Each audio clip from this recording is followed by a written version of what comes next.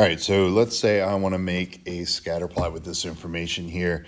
I'm just using something out of one of my old note packets for the simplicity of it already being here. So let's say the table on the left shows the relationship between the depth of a lake and the temperature of the water in Fahrenheit, and we're talking in depth of feet. So I've got a list of points here. So the first thing we would want to do is go through and plot them. So 0 and 85, and if you look on my y-axis, I'm going by twos, and I'm also going by twos on my x-axis, all right? But we're not necessarily starting at 0 on the y-axis like we are on the x. We're allowed to skip there. So if we're going by twos, 0, 85 is going to give me a point right about here. 4 and 82 is going to give me a point right about here. 7 and 81 is going to give us a point right about there. 10 and 79 is going to give us a point here. 12 and 77 is going to give us another point right about there.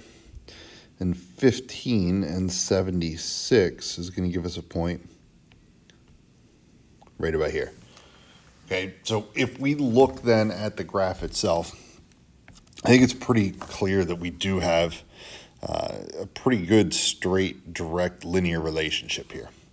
So when we want to go and write a line of best fit, I want a line that's ideally going to go through with about as many points above and below that line of best fit, okay, and roughly the same slope.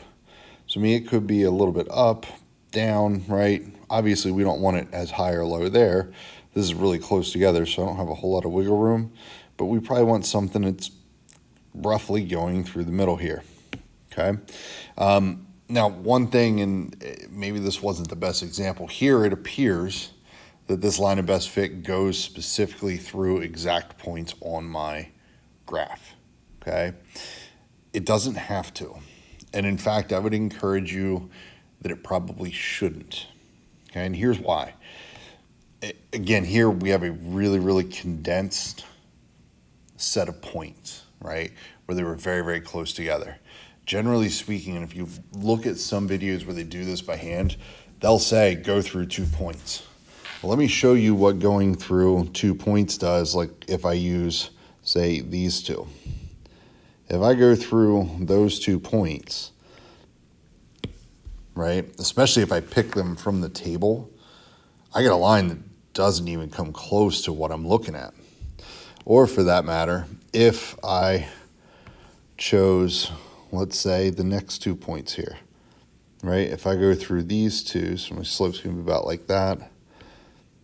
So it would go through there. Again, it kind of works in the middle, but the farther I go in the right direction, right, the worse my estimates from my line of best fit are going to become.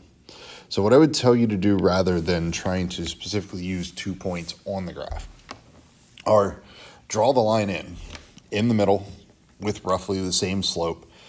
Make it fit as best you can. If you're doing it on a piece of paper, you could use like a piece of spaghetti to be able to move it around, kind of see where it looks best, and then draw it in with a ruler. Now what I would try and do is, now I want to look and see where does this have integer values. So one that I'm going to use, it actually is a point. So I'm going to use that 0.85 just because I specifically know the surface temperature was 85 degrees. I want to look and ideally have a point where I'm not estimating, or is very, very close to a grid intersection. And I've got another one that's right here. It technically was like a little bit off the way I have it drawn, but we're going to say it's right on that. Okay. Again, here, just for the sake of the argument of I can't go to a depth that's negative, right? We're starting at a depth of 0 here contextually. I can't go any farther left on my graph. So I'm going to use that point. I don't have to. And again, normally I would kind of encourage not to. The other thing I want to do is pick a point that's farther out this way if possible, right? I mean, realistically, I could have used this one right here actually as well. It was about the same as that other point that I picked. And actually, I tell you what, let's use that one just because it kind of illustrates the purpose of what I'm about to explain next. Notice that both of these points, if I were to use either this one or this one, they're ever so slightly off of that intersection, but they're really close. The one that's farther away from the first point is actually, even though they have the same amount that they're off, the percent error is going to be a little bit smaller, if that makes sense. So let's use that point.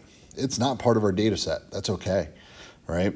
So if we look here, I have 2 points, all right? So I have 0 and 85, and I have a point, let's see, it's going to be 28 and 68.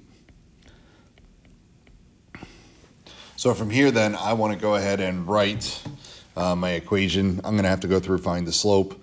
So we're going to use our slope formula, y2 minus y1 over x2 minus x1. And when I do this, I go through and I tell my kids, label everything, x1, y1, x2, y2. So that when I plug in, I'm just making that direct substitution. So we're going to have something like 68 minus 85 all over 28 minus 0, right?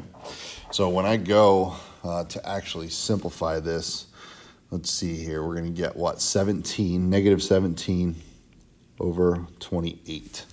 I'm going to grab my calculator just because we're probably going to get some numbers that are getting a little messy here because the fractions don't always come out super nice.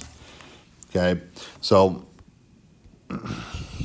again, here we get negative 17 over 28. I can turn that into a decimal, and honestly, I think for our purpose, that might actually be better. So we're getting negative 0.607, okay? So in terms of my temp compared to depth, I'm dropping 0.607 or 0.61 degrees per foot that I go down in depth, okay?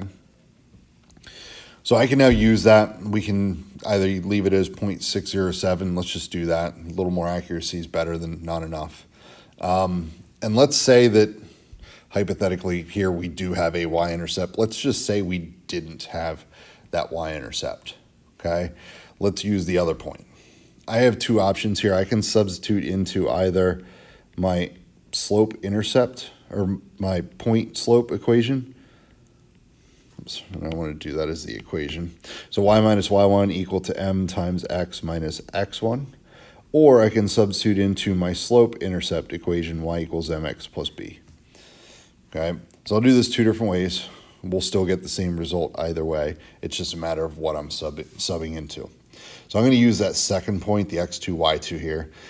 When I use my point slope equation, I'm going to sub in replacing the x1 and the y1 for the x and y point that I have above and the slope that we just found, m. So when I do that, I'm going to have something like y minus 68 equal to negative 0.607 times x minus 28.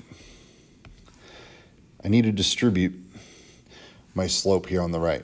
So we're going to have y minus 68 equal to negative 0.607x, and it's going to be plus, let me do a little math on the calculator. We're going to get 16.996 when I multiply that, okay? The 0.607 times the 28. If I then add 68 to both sides, I get y equal to negative 0.607x, and I get plus 84.996. So we said from our actual graph, we had a y-intercept of 85, right? This 84.996 as our line of best fit y-intercept really comes from our rounding error that we have because we rounded to the thousandths our slope up above. So it causes that little bit of difference. It's okay. We use 3 decimals for the slope. Let's use 3 decimals for that y-intercept. So here I've got an equation for this line of best fit. That was a new shape. Based on the points that we chose. So let's do it also with y equals mx plus b if that's the way you prefer to do it. If you do it with y equals mx plus b, again, I'm going to use that second point from above.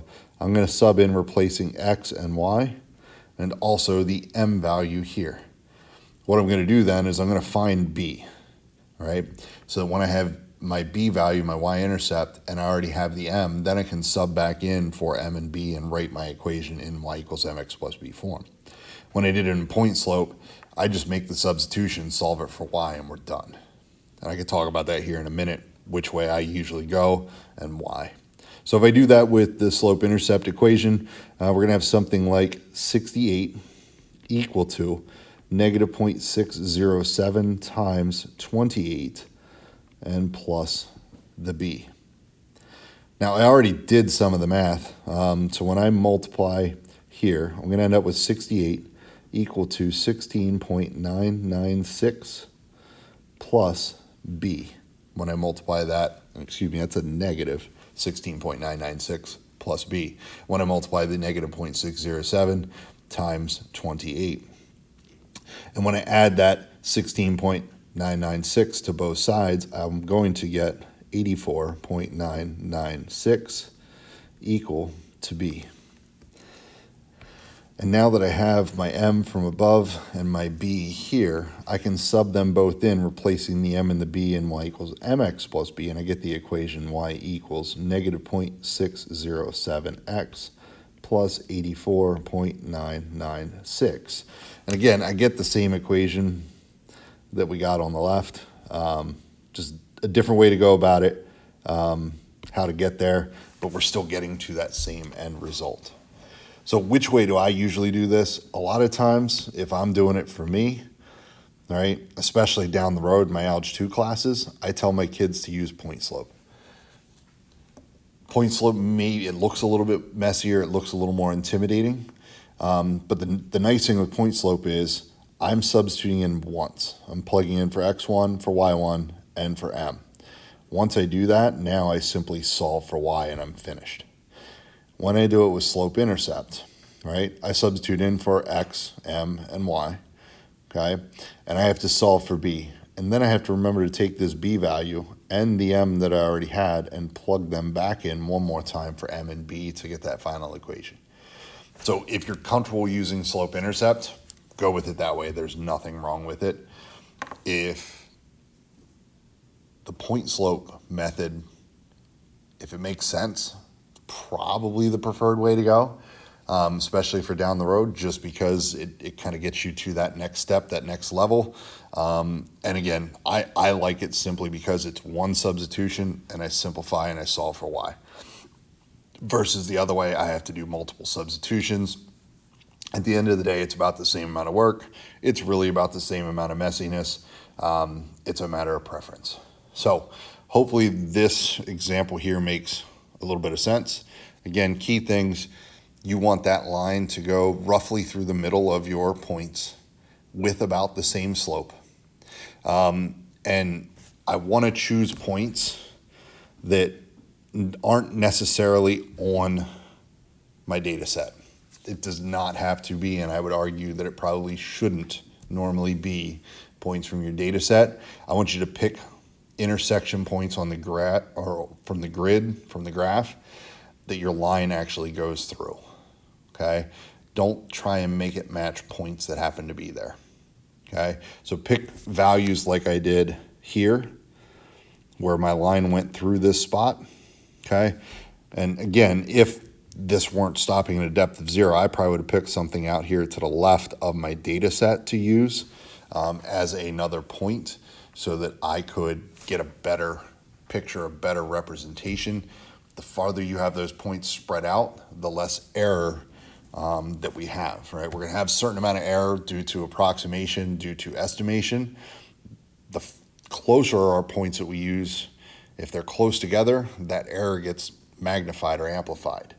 The farther those points are apart, the more it minimizes or diminishes that error and keeps our equation more usable, right? So again, 2 points, ideally left and right of your actual data values. kind of spread out, try and get values where it goes through grid intersections so you have integer values. It does not need to be points from your data set. And then we're going to go through our writing a linear equation process, find the slope, and either use then point slope or slope intercept with one of those points in the slope to complete the process and write our equation. So hopefully that helps. If it doesn't, let me know. I'll have you come down and see me in person.